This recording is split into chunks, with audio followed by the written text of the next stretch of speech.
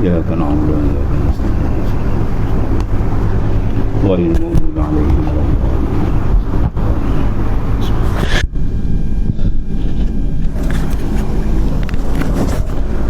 Sahabat.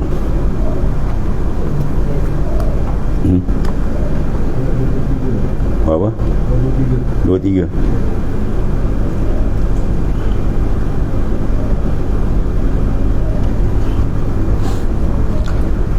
Bismillahirrahmanirrahim. Qala ma'alif rahimahullah ta'ala wa adaman nafa'abi wa bi'ulumihi billahi amin.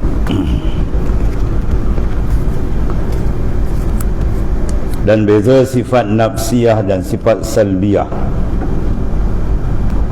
Apa perbezaan antara dua sifat nafsiyah dengan salbiyah? Maka telah selesailah 6 sifat yang bangsa sungguh. Iaitulah sifat wujud satu, kemudian waham satu, ba'daha salbiyatun, dan 5 selepas daripada itu ialah salbiyah. Dia ada 6 sifat. Maka telah selesai 6 sifat yang bangsa sungguh dan sungeti jua atau sungeti. Bangsa sungguh lah, mana dia tidak naik tangga wujudi, ya, dia tangga hal mungkin. Dia ada sifat yang bangsa wujudi. Benda yang bangsa wujudi 2, satu zat, satu sifat ma'ani. Mana benda yang boleh dikatakan dilihat di akhirat itulah dia zat wa sifatul ma'ani, zat Allah Ta'ala dan juga sifat ma'ani yang masuk dalam ayat wujuhun yawma idzin nadhirah ila rabbiha nazirah. Wajah orang beriman berseri-seri kepada Tuhan yang ia melihat. Apa yang dilihat? Az-zat wa sifatul ma'ani.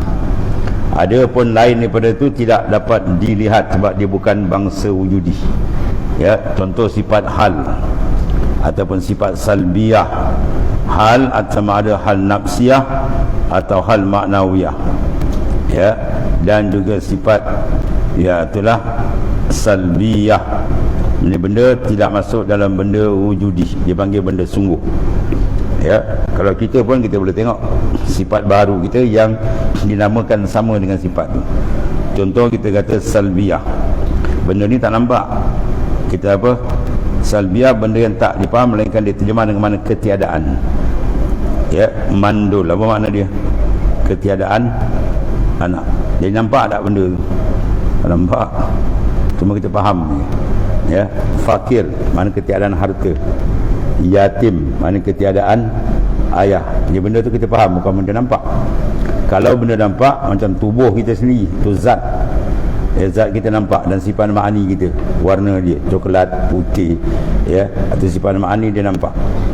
Adapun sifat salbiyah kita nampak, sifat ma'nawiyah itu juga tak nampak, hal. Dan juga dia panggil sifat apa lagi? Hal ada 2, satu hal nafsiyah, satu lagi hal ma'nawiyah. Dua-dua hal ni bangsa sungguh. Kalau kita makan kuih itu bangsa wujudi, zat. Nampak kuih? Nampak. Kita makan sedap, sedap nampak? Sedap nampak tak? Mana nampak sedap, tuan. Sedap tu kita faham je, ya. Kita makan sedap. Sebab tu kalau kita tanya, jawapan dia berbeza. Kalau kuih, kita tanya kuih ni ada atau tidak. Kalau ada, dia kata masih ada. Kalau tak ada, dia kata apa? Tak ada. Tapi kalau sedap, dia kata sungguh sedap. Kalau tak sedap, dia panggil apa? Tak sedap. Dia kata tak ada sedap ni, dia kata kuih kau ni tak ada sedap. Ya, kuih kau ni tak ada sedap. Oh, cakap ni bahasa apa dia pakai? Ya, dia tak kata tak ada, dia panggil tak aja. Sebab tak lawan dia sungguh. Ya, kalau ada lawan dia tiada. Kalau ada dia panggil ada, kalau tak ada dia panggil tidak ada. Kalau benda bangsa sungguh hal dia panggil sungguh. Kalau tidak dia panggil tak, dia tak panggil tak ada. Dia panggil tak sedap, dia tak panggil tak ada sedap. Sebab sedap bukan benda bangsa ada, benda hal panggil, ya. Sini nak bahas beza antara nafsiyah dan sifat salbiyah. Nafsiyah sifat hal, ya, bangsa sungguh. Salbiyah juga benda yang tidak naik tangga wujudi. Dia dua-dua sifat ni, nafsiyah dan salbiyah, dia tidak naik tangga wujudi macam sifat ma'ani. Tapi apa beza antara kedua ni? Tengok. Maka telah selesailah dipanggil 6 sifat yang bangsa sungguh dan sungeti jua. Dan yang pertama yakni wujud, dinamakan dia sifat nafsiyah. Apa makna sifat nafsiyah? Mansubun ila nafsi, benda yang dibangsakan kepada diri. Ya, makna madlul sifat nafsiyah ni, sifat nafsiyah satu, apa dia? Wujud. Jadi wujud ni dia punya madlul, dia tunjuk dia terus kepada zat. Ya, kalau kita kata Muhammad ada rumah, ada. Jadi kita punya fikiran terus pada diri dia. Ya, terus pada diri zat. Tu beza dengan salbiah. Ya, kalau salbiah maknanya benda tu maknanya menunjuk kepada ketiadaan satu di satu perkara. Macam tadilah kita kata mandul, mana ketiadaan anak di satu perkara, mana dia orang tu. Jadi mafhum dia berbeza itu. Tapi dua-dua ni tidak naik tangga wujudi. Ya. Maka telah selesailah 6 sifat yang bangsa sungguh dan sungguh jua.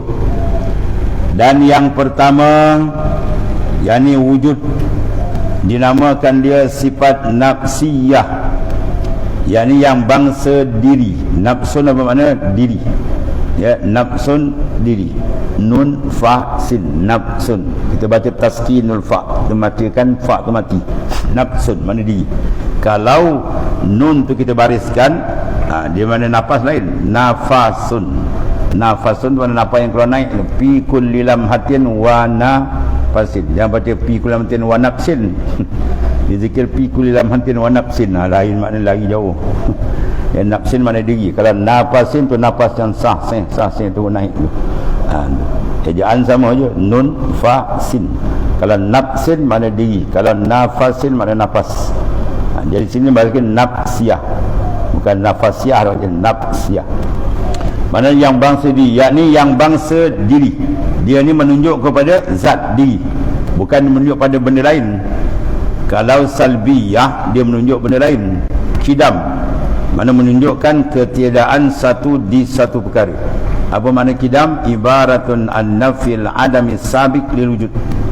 Makna dia apa? Ibarat an-nafi sabiq, menafikan ketiadaan adam, ya, yang mendahului bagi wujud Allah Ta'ala. Jadi wujud Allah Subhanahu Wa Ta'ala bila sebut kidam, ternafi, didahului oleh ketiadaan. Ya, pada salbiah kidam di makna apa? Di makna ketiadaan permulaan. Menafikan apa? Ketiadaan permulaan. Di mana? Di zat dan sifat Tuhan. Baqa, makna salbiah kan? Makna apa? Menafikan ketiadaan kesudahan. Ya, mukhalafah, dinafi apa? Ketiadaan menyamai. Wahdaniyat, dinafi apa? Ketiadaan berbilang-bilang, mana tunggal. Itu makna sifat salbiah. Ya, salbiah makna menafikan satu di satu, makna ternafi. Kita sebut kita faham, tak ada benda tu di Tuhan. Ya, apa tak berlaku di Tuhan? Baharu, binasa, menyerupai, berbilang, itu semua benda tak ada di Tuhan. Pes. Itu maknanya beza antara sifat nafsiyah dan salbiah. Yang ni bangsa diri, bukan ia satu perkara yang lebih atas dirinya Allah Ta'ala. Kalau lebih satu perkara lain, macam kita kata sifat ma'ani. Sifat ma'ani menunjukkan satu perkara ada di satu perkara. Kudrat, maknanya apa? Ada satu perkara, sifat tu. Sebab sifat kudrat dipanggil sifatun wujudiyatun qa'imatun bizati. Kudrat mana sifatun wujudiyah, sifat yang ada di zat Allah Ta'ala. Iradat, ilmu, hayat, 7 sifat ma'ani sama tu. Ya.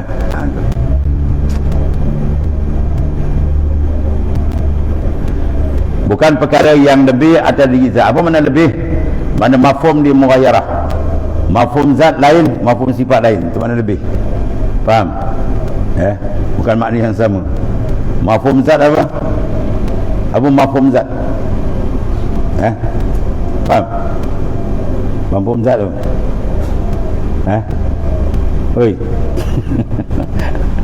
Mafhum zat tahu? Maqama binafsi, itu mafhum zat. Maqama binafsi, barang yang berdiri sendiri, mana dia tidak berajak menumpang benda-benda lain, itu dipanggil zat. Kalau mafhum sifat, maqama bighairi, benda yang berdiri pada benda lain. itu dipanggil sifat. Ya, putih sifat. Dia berdiri ke mana? Baju kita, dinding, kertas, dia kopiah kita, dia tak duduk sendiri. Kalau kopiah kita tu zat, dia duduk sendiri, dia tak menumpang kat dinding. Ya, jadi zat dia bersifat dan sifat dia duduk di zat. Itu maksud ini. Dua benda yang tidak boleh bercerai, tapi mafhum dia lain-lain. Ya, kepahaman dia tu lain. Ya, makna dia lain. Makna zat sekian, makna sifat sekian. Ya. Dan ada ia padanya ta'ala seperti apa benda yang ada, seperti kudrah, iradah, ilah. Ilah tu mana apa? Ila akhirih, sampai habislah sifat kudrat, iradat, ilmu, hayat, sama bahasa kalam tu. Tu. Itu makna apa dia kata? Beza tu, ya. Maka tiada hanya terkena pada amrun i'tibari. Ya.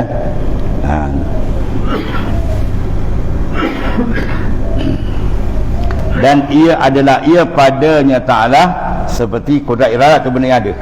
Maka tiada hanya terkena kepada amrun i'tibari ataupun hal. Amrun i'tibari benda yang bangsa kira-kira je. Ya, benda yang bangsa kira-kira ataupun benda hal. Yang satu kelakuan yang antara ada dan tiada. Ada dengan tiada, duduk tengah-tengah.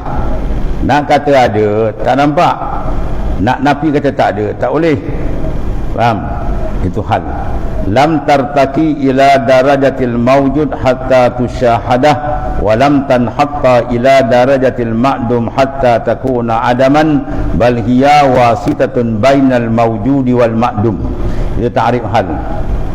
Lam tartaki ila darajatil mawjud, dia tak naik sampai tangga ada, hatta tusyahadah sampai boleh dilihat.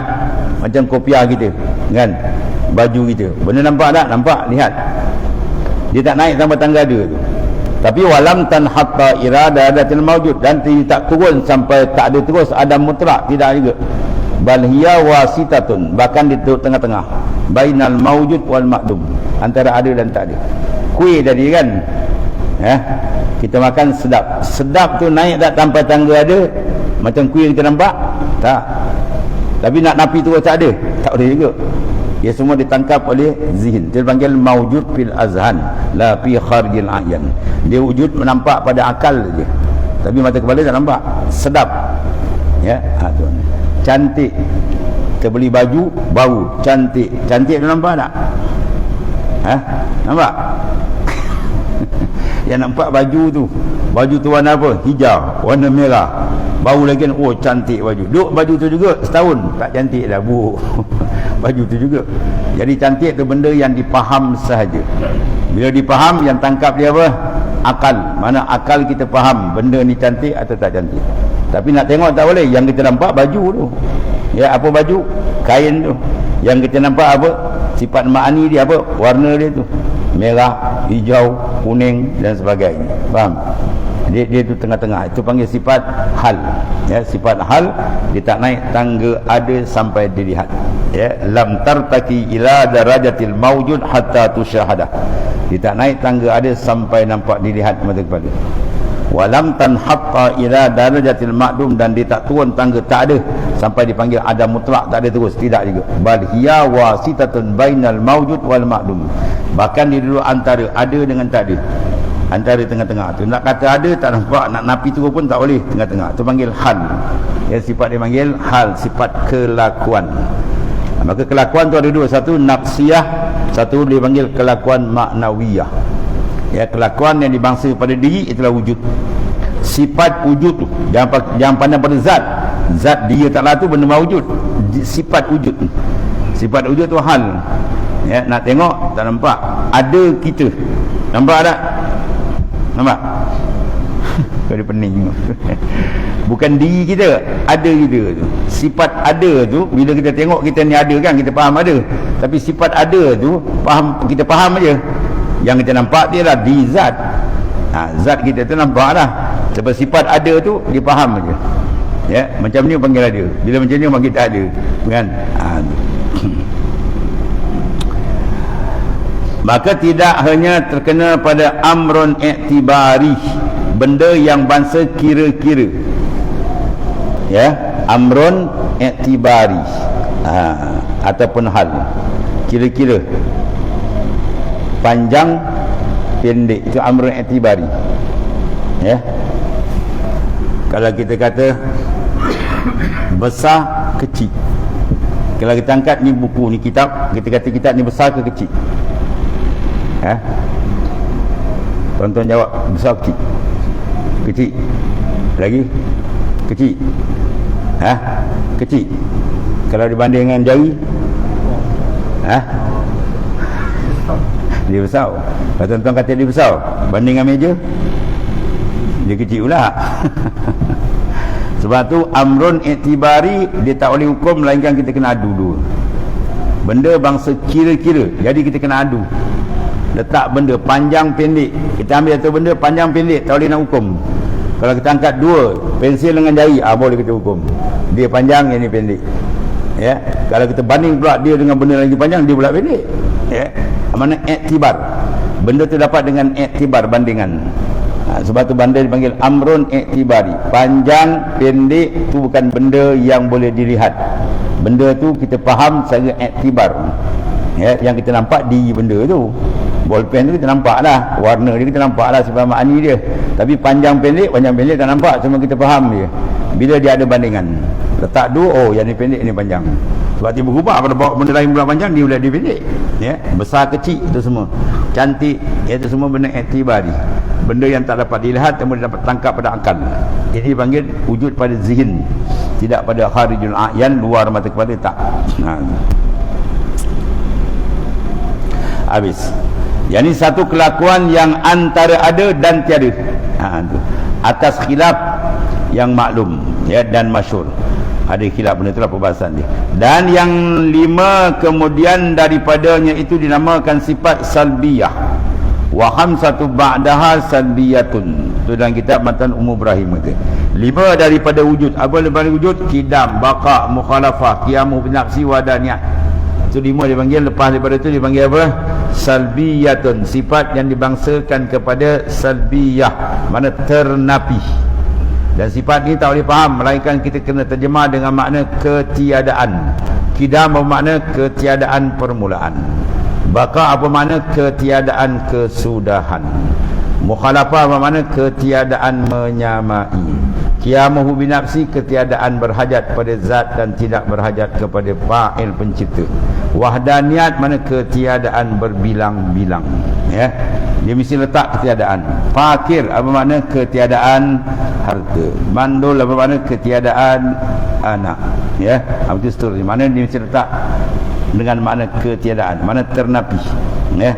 Itu makna salbiah. Sebab dia ada wajhut tanasub, wajah kemunasabahan, yang ulama letak sifat ni nafsiyah, apa munasabah dia, ya. Sifat ni salbiah, apa sebab, ya. Yang tanya apa sebab dia nama nafsiyah, sebab nafsiyah dia.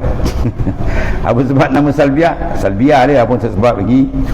Itu dia tak faham mungkin, ya. Ulama letak tu apa sebab salbiah, apa sebab nafsiyah, dia ada munasabah dia, ya. Kalau nafsiyah mana dimaksud kepada diri, mana sifat ni bila wujud terus tak lagi tempat lain, terus menandak diri zat, ya.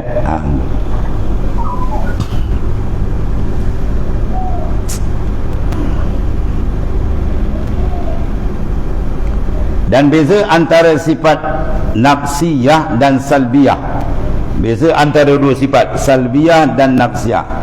Tengok beza dia. Bahawa nafsiyah, sifat wujud tu yang menunjuk pada nafsun diri, yakni wujud itu tidak menunjuk atas ternapi barang yang tidak layak dengan dia Ta'ala.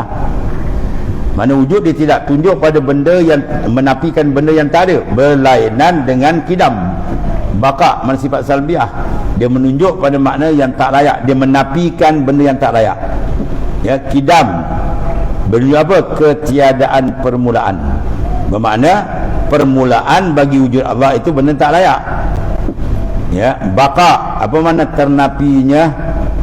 Binasa, bermakna binasa dia Tuhan tu tak layak. Jadi bila baqa makna ketiadaan binasa, itu makna kekal, ya. Hanya bila diceritakan kata adanya Allah Ta'ala, ni sifat apa? Nafsiyah, wujud. Beza dengan salbiah lima tu. Bila bahkan kita kata ada Ta'ala, maka menujulah hati yang mendengar kepada zatnya Ta'ala juga. Dia kata ada, terus pada faham pada zat diri Tuhan. Macam kita lah, dolar ada rumah, ada, terus kita nampak diri dia. Ya, dia tak pergi tempat lain. Kalau kata dia apa, yatim, kita nampak mana lain. Dia nak yatim, kita akan nampak, oh dia tak ada bapak.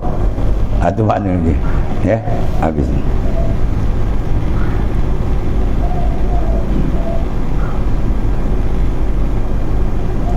Adapun pada salbiyah seperti kidam, tengok beza dengan wujud tadi. Wujud tersebut ada, terus pada diri zat kita pandang. Adapun kidam menunjuklah hati yang mendengar orang cerita kata sedia. Kidam bermakna sedia Ta'ala kepada ternapi awal. Kidam mana sedia, bermakna wujud Ta'ala tu sedia dengan mana apa? Asli, berbanding wujud makhluk. Wujud makhluk bukan kidam, lawan dia apa? Kudus, baharu. Bermakna wujud kita bukan asli, wujud kita baru datang, asal tak ada. Bila Tuhan tentukan sekian tarikh ada, baru dia timbul ada. Maka maknanya kita dengan Tuhan bukan begitu. Tuhan wujud dia kidam, mana sedia. Sedia, wujud tu sedia bagi dia, asli, tak pernah, mana tidak didahului oleh ketiadaan. Jadi kidam dia pergi makna apa? Ketiadaan permulaan, dengan makna tidak didahului oleh ketiadaan. Adapun semua makhluk sebalik, semua makhluk didahului oleh ketiadaan. Itu dia. Ya, habis. Dan ternapi pula, ternapi mulanya Ta'ala. Makna mula dengan makna mula wujud, asal tak ada. Itu ternapi. Dia sebut kidam pun dia tolak benda tu. Tak berlaku benda tu di Tuhan, berlaku di kita, mula jadi. Ya, mula jadi. Orang panggil hari jadi. Hari lahir, kan? Ada maknanya. Asal lagi dia tak lahir. Habis. Dan kiaslah yang lagi-lagi, mana baqa mukhalafah tu mana. Bila kita sebut dia baqa, tu kita tangkap ketiadaan kesudahan. Mana zat dan sifat Tuhan tidak bertembung dengan kesudahan, dengan makna tidak binasa, dia kekal. Itu makna baqa. Adapun kita tidak, kita dipanggil fani, fana, mana kita akan bertembung dengan satu masa habis. Ya, iaitu ajal sampai. Iza ajaluhum la yastakhiruna sa'atan wa la yastaqdimun. Sampai ajal tak boleh lagi, tak cepat, dalam matnam habis. Bermakna ada tarikh akhir. Ya, tarikh luput tu macam ni. Kidam, baqa, mukhalafah itu juga. Mana disebut mukhalafah dia terus kita faham zat dan sifat Tuhan ni ketiadaan menyamai. Dia tidak sama dengan siapa pun. Ya, dia tidak bertempat. Kalau duduk atas aras dia bertempat. Sebab Wahabi bengong dia kata duduk atas aras. Itu Wahabi bengongnya pakai. Ya, bukan mana tempat, istiwa atau mana isti'la, dia menguasai sampai atas. Kalau duduk bertempat dah macam kita pula, kata mu masalah, dah jadi mukhalafah, mana jadi mu masalah, dah serupa. Kalau macam tu kita bernama Tuhan juga, tak boleh lah. Ya, tidak ada satu wajah kesamaan kita dengan Tuhan. Dalil dia tadi laisa kamitslihi syai'. Tuhan tak serupa dengan makhluk. Ya, segi asal itu cukup dah. Asal Allah Ta'ala dia apa, hakikat dia zat yang wajib. Ada makhluk zat dia jaiz, baharu, tu je. Ya, mana harus. Ada kita ni harus. Apa mana harus? Ada pun tak apa, tak ada pun tak apa. Tuhan wajib, maknanya ada dia wajib, mesti. Tak ada dia tak boleh. Itu maksudnya. Dia tidak menerima ketiadaan. Sebab dia Tuhan. Kalau boleh menerima ketiadaan, tu bukan Tuhan. Kalau boleh menerima tak ada je, tu bukan Tuhan.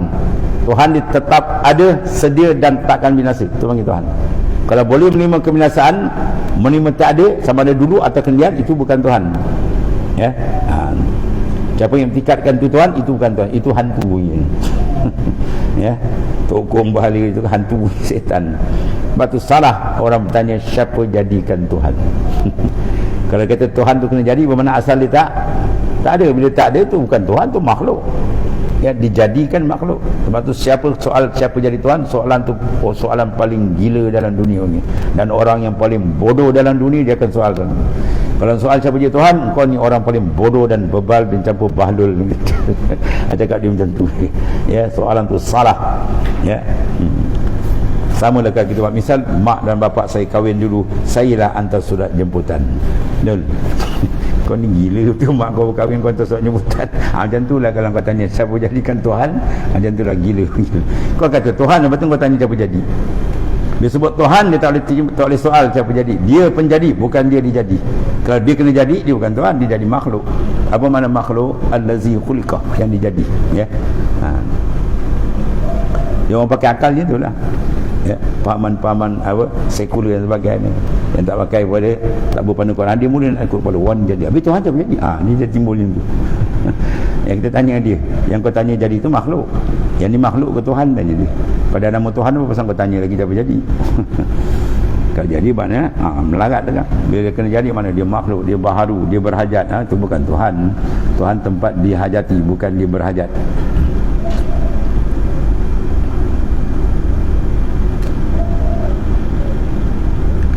Ada pun pada salbiyah seperti kidam. Mana tadi? Bawah ni. Bersalahan pada ma'ani. Ma'ani terkena iman jamak. Satu dipanggil maknan. Maknan, maknayani, ma'ani. Makna satu makna. Apa makna situ? Ialah sifat. Bersalahan pada ma'ani yang lagi akan datang. Seperti seorang cerita kata Allah Ta'ala bersifat dengan kudrah. Masalan, contoh dia, maka menujulah hati. Kalau wujud tadi ada, hati kita terus menuju kepada apa?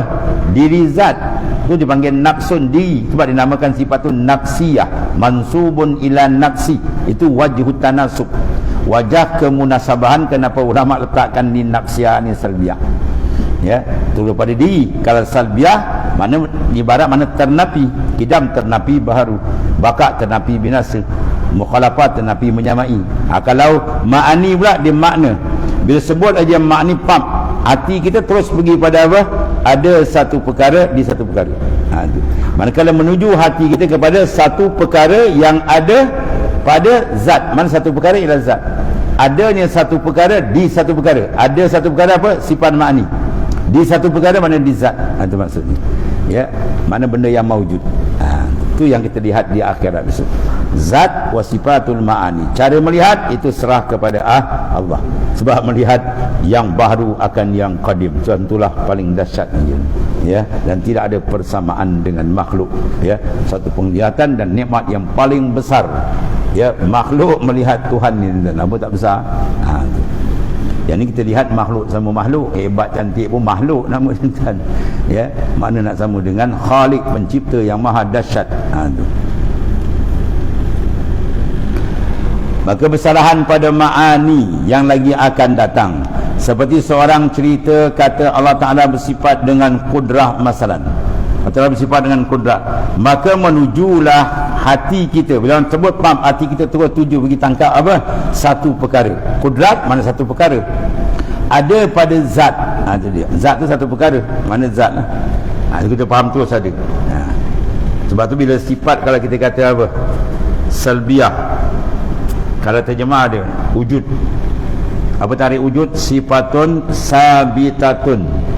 Kalau kudrat, sifat ma'ani sampai pada kalam. Kalau kata kudrat apa mana? Sifatun wujudiyatun. Tengok beza tak tu? Ada beza tak? Ada beza tak? Ketidur. Ada lah beza kan. Sabit dengan wujud kan beza. Sifatun sabitatun dengan sifatun wujudiyatun kan beza. Kalau kudrat sifatun wujudiyatun, sifat yang wujudi, yang ada. Kalau wujud tadi sifat wujud, sifat dia tu kan diri zat, sifat tu ialah sifatun sabitatun, ya. Kaunuhu qadiran, kaunuhu muridan, sampai kaunuhu mutakaliman. Takrif dia apa? Kaunuhu qadiran apa? Sifatun sabitatun, ya, lizati, sifat yang sabit bagi zat. Kalau kudrat lain, sifatun wujudiyatun, sifat yang wujud bagi zat, yang ada bagi zat. Dua beza. Baru dengan takrif lain. Sebab tu al-alim al-lamah, tuan guru kita Sayyid Syekh Abdul Rashid. Dia kata kalau kau baca kitab, tengok ibarat kitab. Ibarat kau perhati, kalau tak kau tak faham. Ya, tengok ibarat. Tadi ibarat dengan apa? Sabitatun, yang ibarat dengan wujudiyatun. Kan beza tu. Ya, beza. Ini sabit, yang ni mawujud. bersarahan pada ma'ani yang lagi akan datang. Seperti seorang cerita kepada, kata Allah Ta'ala bersifat dengan kudrah masalan. Allah Ta'ala bersifat kudrat, maka terus hati kita tuju kepada ada satu perkara yang ada pada zat Allah Ta'ala, dan menujulah kita kepada zat Allah Ta'ala, mana zat yang yaktasif bil kudrah, bersifat dengan kudrat, dengan jalan lazim terus nampak, iaitu tiap-tiap sifat ma'ani. Ya, kalau satu dipanggil kudrat, dipanggil maknan. Ya, kalau dia dah banyak kudrat, iradat, ilmu, hayat, sama, basar, kalam, 7 tu dipanggil ma'ani. Tentu ada zat yang ada sifat itu padanya. Bagaimana kita sebut sab kudrat, kita nampak dah. Maknanya kudrat ialah apa? Satu sifat yang qamah ataupun yang mawjud pada zat Allah Ta'ala. Ya. Jadi mana mawjud pada zat, dengan sini kita nampak zat yang tasif bil kudrah, zat yang bersifat dengan kudrat. Habis. Kemudian hendaklah kamu sedar dan tahu bahawasanya sifat nafsiyah dan salbiyah itu sungguh pun bukan perkara yang ada pada Allah Ta'ala, bukan perkara wujudi, maka dinamakan sifat jua. Ya, dinamakan sifat jua, sedangkan perkara itu bukan benda yang wujudi. Ya, kita kata apa, mandul. Mandul tu benda wujudi ke? Tak. Bukan benda ada, cuma benda faham je. Tak ada anak abang kita. Tapi kenapa dipanggil sifat?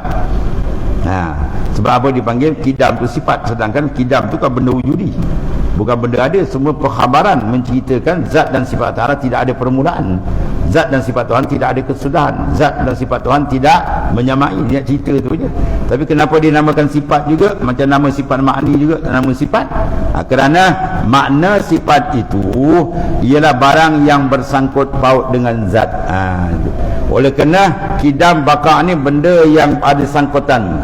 Ya, benda yang ada, ya ta'allaq, dia ada bertakluk, berhubung dengan makna zat, maka dinamakan sifat juga. Sebab oleh kerana itu dibezakanlah sifat-sifat tadilah. Sama ada dengan jalan ada macam sifat ma'ani, ya ada padanya, atau semata-mata reti. Sifat ni semata-mata faham. Sebab tu dia kata ada sifat ni yang maujud dipanggil zihnan la kharijul a'yan. Dia maujud pada zihin, tidak pada kharijul a'yan. Ada yang maujud pada zihin dan kharijul a'yan. Yang maujud pada zihin, pada akal dan mata kepala boleh tengok, ialah zat dan sifat ma'ani je. Yang lain disabit pada zihin, pada akal. Kita faham, cantik, sedap, itu semua akal. Nak tengok dan nampak kan. Sama ada dengan jalan ada padanya sifat ma'ani, atau semata reti, yang suku.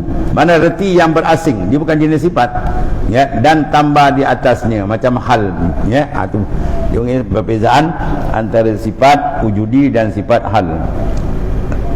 Baik, dibuat misal seperti seorang yang bernama Abdullah, ya. Ianya ada dan putih tubuhnya dan mandul ia. Tiga sifat dia bawa. Maka ada dia itu dinamakan sifat dia juga, ya, tetapi semata-mata reti. Kita tengok macam ni objek ada diri dia, kita panggil ada, kan? Yang kita nampak tu diri dia, zat, ya, warna dia putih tu makni dia. Kemudian dia tak ada anak, orang panggil dia, faham, reti je.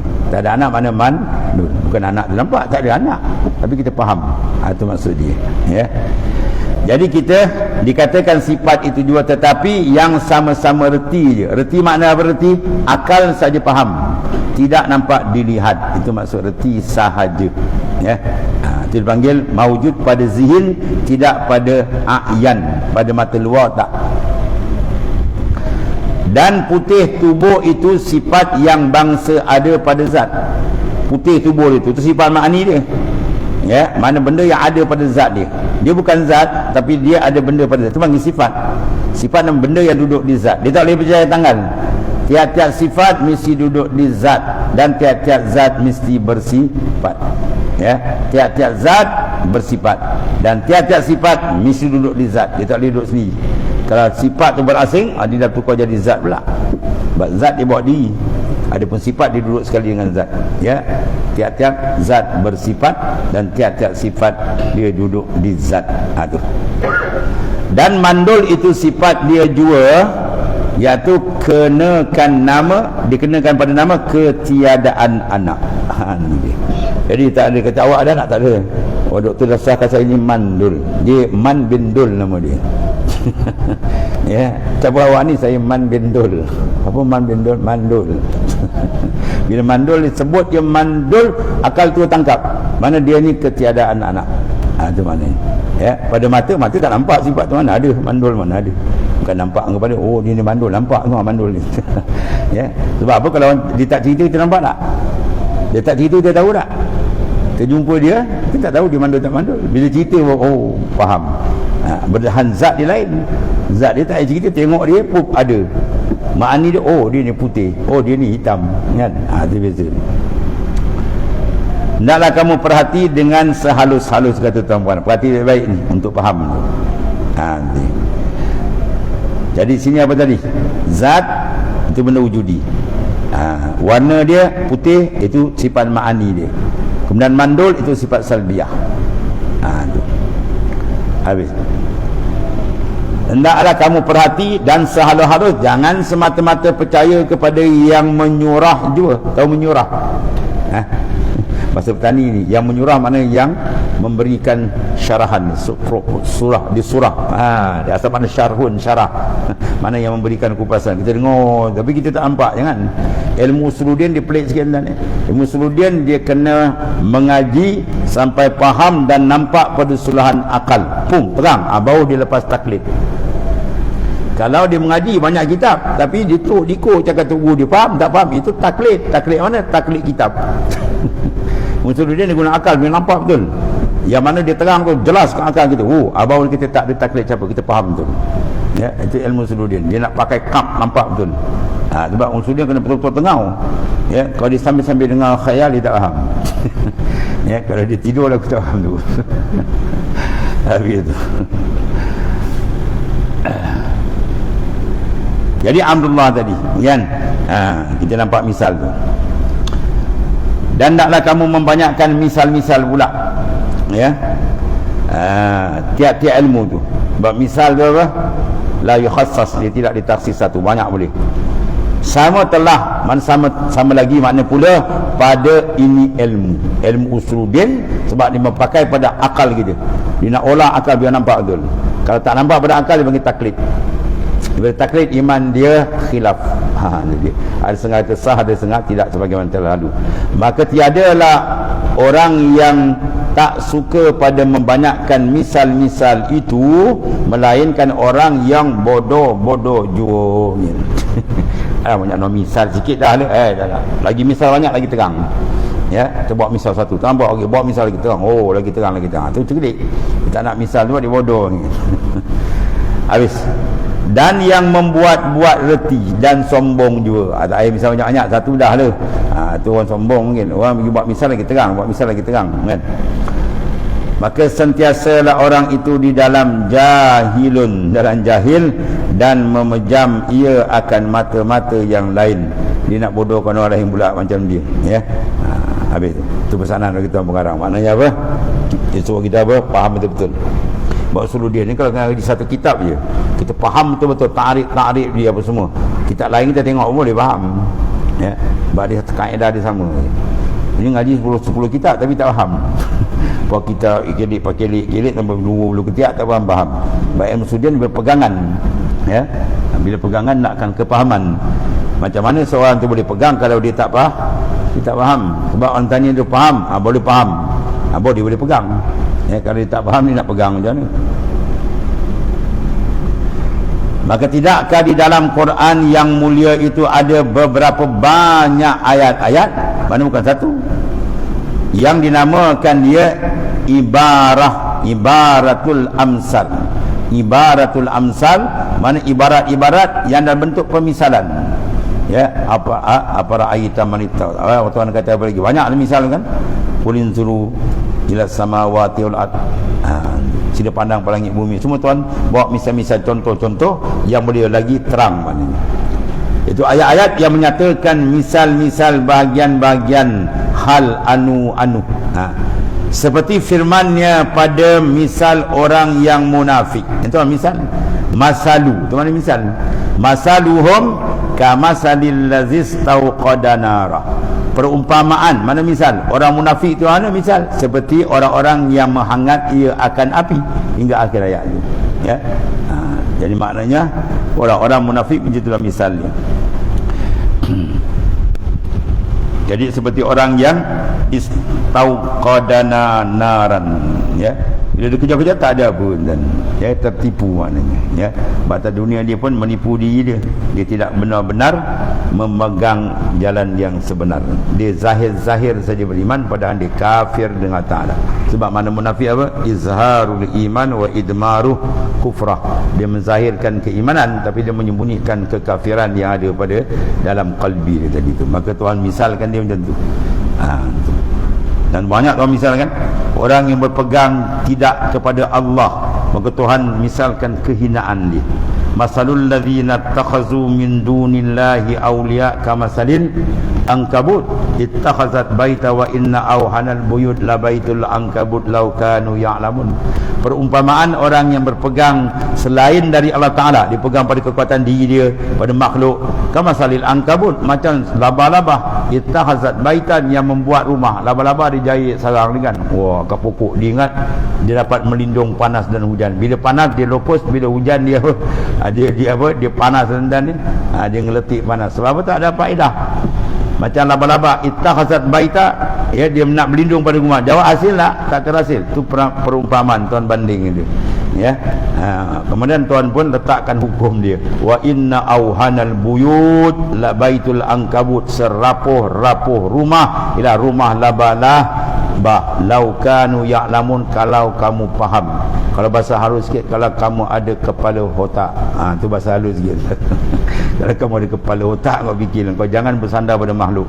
Kau macam laba-laba, kena bersandar kepada Allah Ta'ala. Itu maksud dia, ya. Itu maknanya dalam Quran banyak pemisalan yang dibuat oleh Allah. Kalau Tuhan buat misal banyak, misal ada hikmah, ya. Dia buat misal ni, buat misal ni banding. Sebab manusia ni kadang-kadang dia lebih tangkap dengan pemisalan.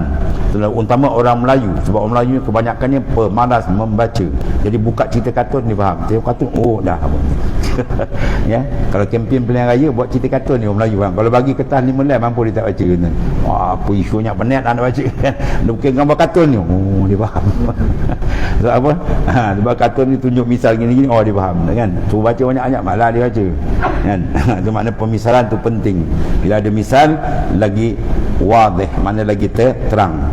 Demikianlah beberapa banyak lagi ayat-ayat di dalam Al-Quran yang menyatakan misal-misal. Ya, kata Tuan Pengarang, wallahu a'lam, ya, Allah Ta'ala saja yang mengetahui. Ada ilmu sesat, dia kata tengok tok guru mengajar di masjid, di surau, dia dah ngajar, kemudian kata wallahu a'lam. Ini apa dia tu? Itu ilmu sesat je kata. Dia nak samakan dengan orang tanya, awak tahu tak gumam Muhammad bin Saleh? Wallahu a'lam. Itu wallahu a'lam tak tahu. Bukan? Di sini wallahu a'lam bukan makna macam tu. Ya, bukan makna macam tu, saya tak tahu kan. Makna wallahu a'lam di sini dia panggil siratul tabarri. Dia panggil sirah tabarri.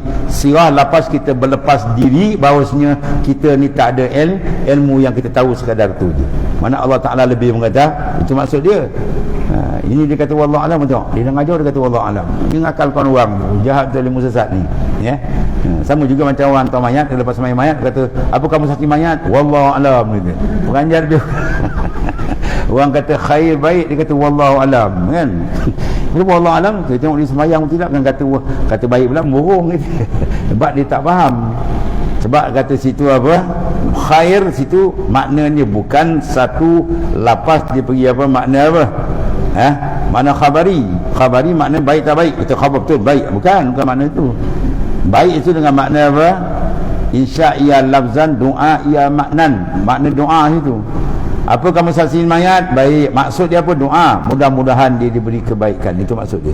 Kerana kalau dia orang baik, dia lagi baik. Kalau dia tersilap, mudah-mudahan Tuhan ampunkan dosa dia. Itu makna baik itu. Dia ingat satu khabar. Khabar maknanya memberitahu. Maka kau beritahu orang tak baik, kita baik, bohong. Dia kata macam tu. Dia pun jerit kan, wallahualam.